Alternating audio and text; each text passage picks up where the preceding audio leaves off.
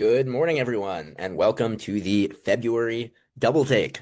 We've got a lot of great new functionality that I'm excited to share with you all. So thank you all so much for taking the time. All right, well, we're going to go ahead and get things started. Once again, thank you all so much for joining us on today's monthly double take. The purpose of today's webinar is we're going to go over all of the latest new functionality that we shipped since our last double take for January. All right, and with that, I'm going to go ahead and share my screen and get things started here. Okay, so first up for changes for the month, we're actually not even in double. We're going to start on the client portal. So there are a couple of improvements we're going to share here today. The first is in any version of the portal, you now have contact settings. So the contact can go to their settings here and they can change their name or their phone number, and that will update it automatically back in your contact. So if they don't have a phone number and they want to add one, they can do that here. If they wanted to update the name, it's in your contact profile. They can do that here as well. And then also, if you have assignable questions, the contact can choose if they're an admin. They can choose whether any notifications that go to them are about only the requests and questions that are assigned to them, or about everything, even if it's not assigned to them. So that's one of the new features if they are an admin, which is anyone here who is the client admin right here. Okay, next on the client portal, we're going to talk about client portal mobile app notifications. I actually would need two computers to demo this feature, so I am going to just actually describe it. Now, in your client portal mobile app, for any of your contacts who've downloaded the mobile app, they can now receive push notifications about any new questions that are in their portal, and also the reminder digest. This is a contact configurable setting. So basically, they can choose if they want to receive those push notifications if they have the mobile app installed, and they can also choose which push notifications they want to receive as well. All right. Okay. Now I will pause and take a look at some of the questions. A couple of questions that are not related to the client portal, so I will save those for the end or for any other new features that come up, but promise I will get to them. Okay. Amy asked, can the firm choose the push notifications in their app for them? Not yet, but we are working on better firm level configuration so that you can choose for your contacts who gets notifications and who doesn't. That said, there are device level restrictions. So basically, within the app permissioning ecosystem, in order for anyone to receive a push notification at all, they do need to go to the app and then click allow notifications. And then if they deny that, they have to go back to their settings to re-enable that. So that is the one sort of total metering system, but we are working on additional configuration in the accountant side of Double so that you can configure which push notifications send and don't send. Christina asked, when the client receives a notification, does it include the detail of the requests, or is it just a blanket notification that there are open items to address? The short answer is, to the original question, it will be a detailed notification. So this will be basically the top bar of the notification. It'll say, we are all on the webinar. And then the detail of the reminder will say, will you be joining? Okay, Erica asked, will there be a one-pager we can post in the client portal as an instruction sheet for the clients for the mobile app? There is not one today. There are some instructional resources available in our help center, but I can definitely go back and talk to our product team about more enablement resources for that as well. Christy asked, is the mobile app branded Double? It would not be firm specific, right? So actually the mobile app is neither branded Double, but it doesn't, on the name of the mobile app, have your firm. So if we go to the client portal mobile app, I'll show y'all what that looks like. So if you go to the App Store, you'll see it says accounting client portal. So it doesn't say the Double accounting client portal, but it also doesn't say your practice name because it's all one single app that you actually download. You will see the name of our corporate entity, Jensen Technology Inc., as the developer. But once they download it, once they log in, they will see all your firm's branding. So it will be customized to your firm at the login and usage level, just not at the app name level. Christy mentioned, can we enable notifications by user rather than by company? Yes. So the contacts themselves choose whether they want push notifications enabled, and they do that. Each individual person does that. So they can choose that at the specific contact level, not the entire company. Okay. Some other questions we'll come back to as we get to the general Q&A portion. But for now, I'm going to go ahead and continue with the original agenda. Next, we have some updates to AI journal entries. So as a reminder, AI journal entries is our scale plan feature where you can use AI to generate a journal entry for you. This is commonly used in two major use cases. One is if you have a complex payroll journal entry that doesn't sync well automatically to QuickBooks. Another is if you have a point of sale journal entry that doesn't sync automatically to QuickBooks. Those are two good use cases, but Really, the world is your oyster here. Any complex journal entry you want to make, you can do directly inside of Double by uploading a file and then describing it with a prompt, and then that will produce a journal entry for you. Okay, so the updates. There are three major updates here. The first is you can now update your prompts. So if you have a new addition to your prompt you want to make, these are some new instructions. You can now update your prompt that you already are working on as opposed to saving it as a new prompt and then needing to go back and delete the old. Second is you can now view the reasoning both as the AI is thinking through how to post the entry as well as after it is finished. So you'll see that how long the AI thought for, and then you can also click in and see the specific step-by-step instructions or reasoning traces as it worked through how it went about resolving or how it went about creating that journal entry. And then last but not least, we've talked about AI journal entries, but you can actually also now you have for a while been able to use double AI journal entries on bills, so AI bills. And you can do the same thing here, describe a bill with a prompt, and it will auto perform the line item level breakdown for you. And then you can now also use AI to generate expenses as well based on a source file. Next, one quick non-visual update on accruals.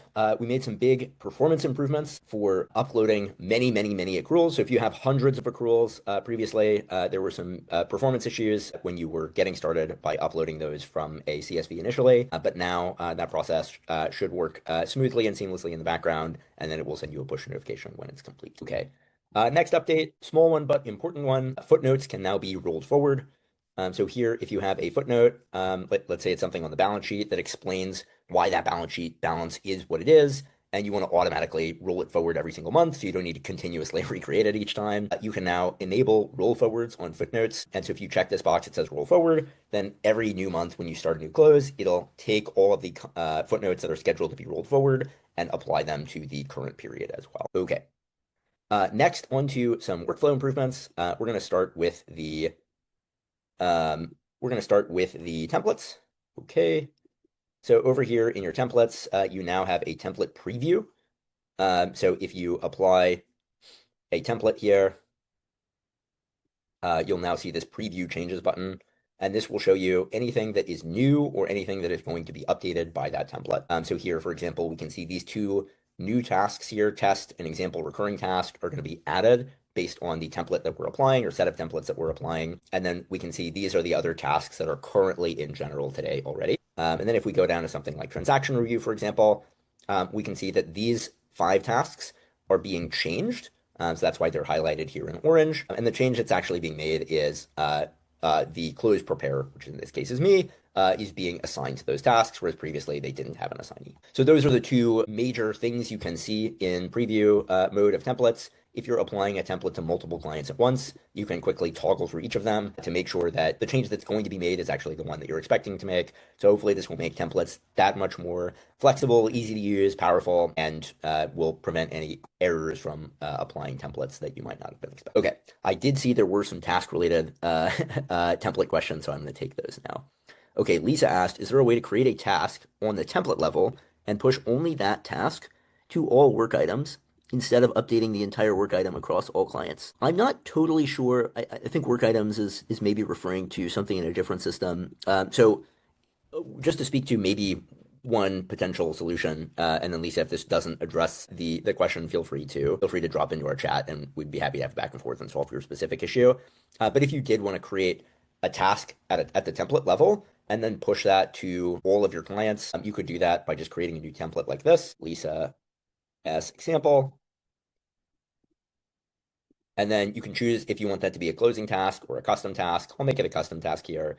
Let's say we want to put it in general. And then we can have a task here, example task that goes to all clients. And then we can then apply that template.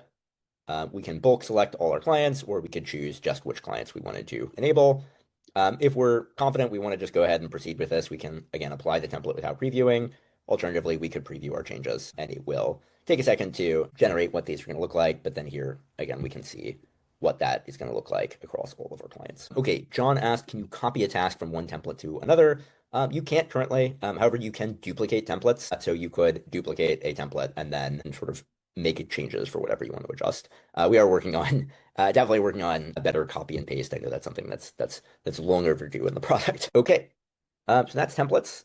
Next update is let's talk about a couple of items here on the client list. Okay, so one issue that we resolved here on the client list is if you're reassigning a preparer, reviewer, or manager, someone on the close roll, from one person to another. Previously, this reassign all closing tasks in the latest close only let you reassign all open closing tasks in the latest close. And then that would cause a problem where if you had a partially complete close that you were reassigning, you would only reassign the parts that were incomplete. And then when the close itself rolled forward, basically only the tasks that were assigned to that new person that were then incomplete would be assigned to the new person, and then like half the tasks in the close would still be assigned to the previous assignee. So we've now updated this so you can choose to reassign all the closing tasks in the latest close to a new person, and this will make it much simpler for you to see as you roll forward your closes. All of those tasks that were reassigned will stay in the new assignees queue. So hopefully this should drastically simplify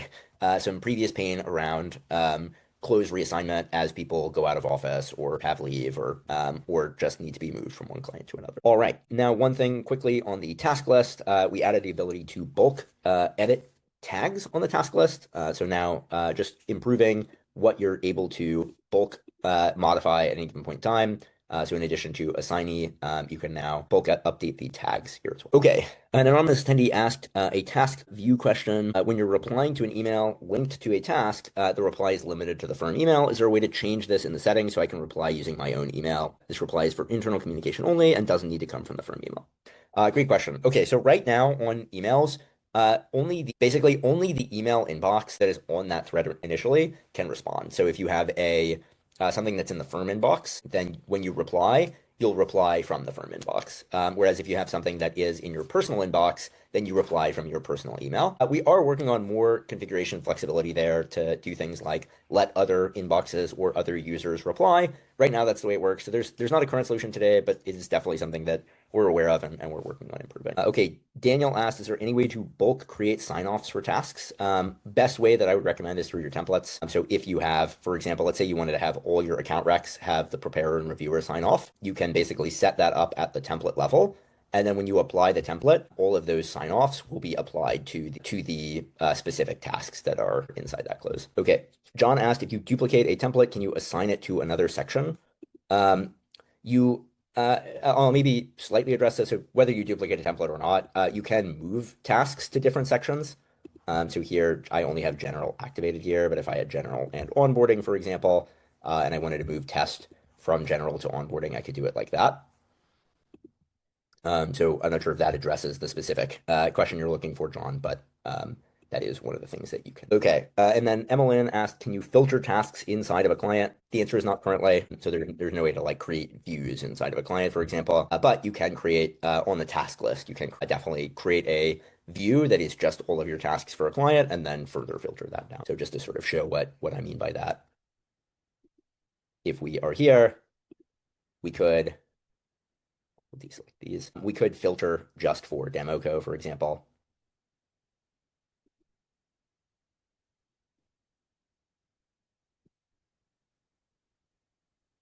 And then we could further filter down if we wanted to just see, for example, tasks in data entry or just see tasks that are assigned to one user. We can do that from here. Wendy asks, is there a way to track time by task? Not directly. You can create what we call firm work streams. So if you have different sort of task groups and you wanted to track time at those group levels rather than just at the close level, you can do that with work streams and you can set up your own custom work streams. But that's not down to the individual task level. And then one more update here.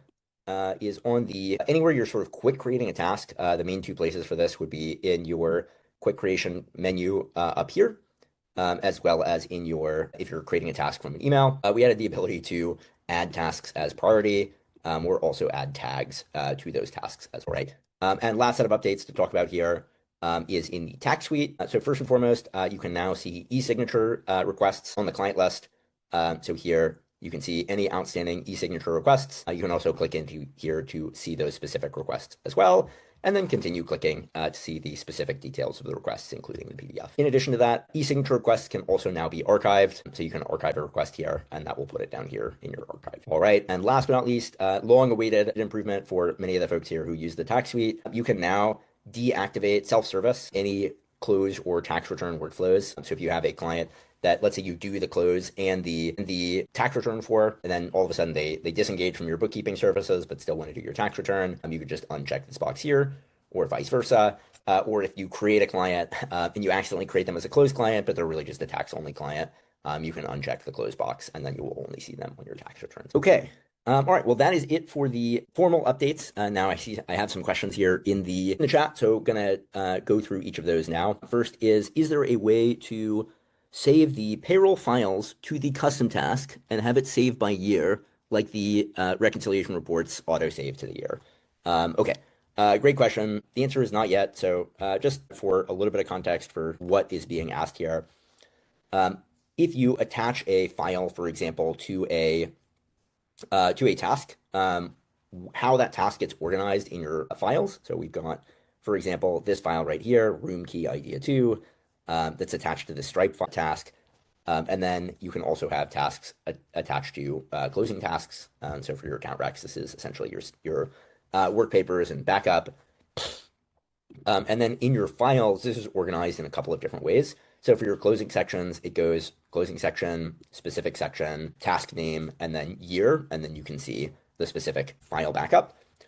For custom sections, so that would be like your payroll entries, those are either organized into year, like basically something that is tagged or something that is not tagged, and then basically they're just put into a high-level folder. So I guess one workaround that you could do is you could have a tag for 2024, 2025, and 2026. And then you would see basically all of those files organized into their appropriate tags here. That may be a little laborious. And so you would like do that here, for example, you'd set up a tag like this. So that may be a little laborious. I would not say that's a great workaround, but if you're looking for one period, that's what I would. Okay, Megan asked an important question. I'm glad someone asked it. Can you address the issue regarding double being down yesterday? So I'll address this. I'll also address, I know we've had more outages than anyone here, both customers as well as the double internal team would like over the last few months. And I want to just say from the bottom of my heart, I'm sorry. I know y'all depend on us as a tool to be running at all times, and that's a fair expectation. That is like what we are here to do as a software provider. Obviously, if we're not delivering the software, we're not delivering value, and know that this, like, we hate this. Like, we're not trying to brush this under the rug. We're not trying to say we have never had any problems. And I hope none of y'all feel like we're trying to gaslight you and say that the app is up when it's not up. Know this is our number one priority right now as a product company, as a product organization. I won't say this will never happen again, but we are putting lots of things in place, both at the technical level and the organizational level, to make sure that we don't continue to have the issues of double being down that we've had over the last few months. So again, I'm sincerely sorry. I promise you, this is something that is my top priority, Kenny, our CTO's top priority, our engineering team's top priority, and we will make it better. Okay, all right. Next question. Is there a way to create a task from a non-transaction question? I know this is something that we're working on. I'm not actually sure if it's live, which is a crazy thing for me to not know. I don't think it's live just yet. Yeah, it's not live just yet. We are working on the ability to create a task from a non-transaction question. So ask again this time next month, and the answer might be different. Okay, Erica asked, do organizers send an auto reminder if they haven't been completed? This is another one that I think either is shipped or shipping very soon. I think the answer is not yet, but I know we are working on that as well. Okay.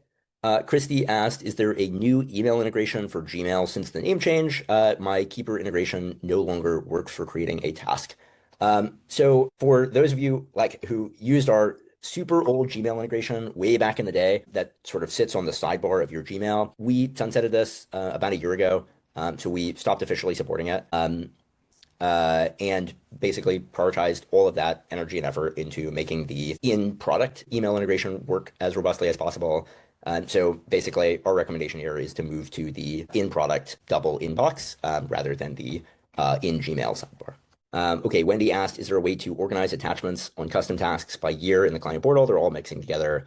So same as what I recommended with the tags situation. Tags is probably the best way to keep these organized, but definitely something that I think now that we had two questions here, that I'll go back and talk with our product team and see what we can do. Okay, Jamie asked, on the update plan screen, does it still kick you out when you check a box so you can update more than one client at a time? Good question. I will find out here, and if that is something that we do, we can definitely not do that. So this is if we wanted to upgrade. Oh, that is.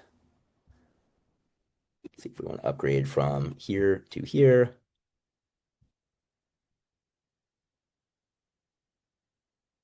Yes, we do. Okay.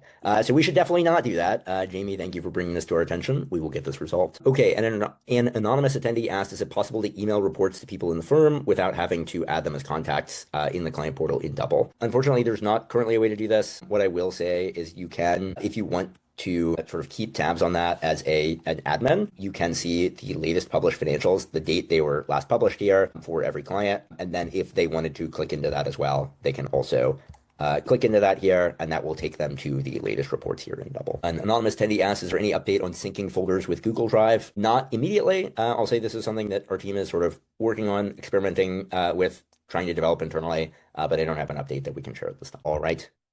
Okay, well, looks like those are all the questions here, folks, and also looks like I am glared out, so apologies for if this looks weird on my Zoom box here. But once again, thank you all so much for taking the time. Really appreciate it. We know how valuable your time is, and we do not take this lightly. In case you didn't catch all of this or you want to review any of this again, all of these recordings are posted onto our YouTube channel shortly, later this afternoon, and will be emailed with our updates email on Thursday. All right. Well, thank you all again. Hope you have a good rest of your February, and I look forward to seeing you all right back here again this time next month.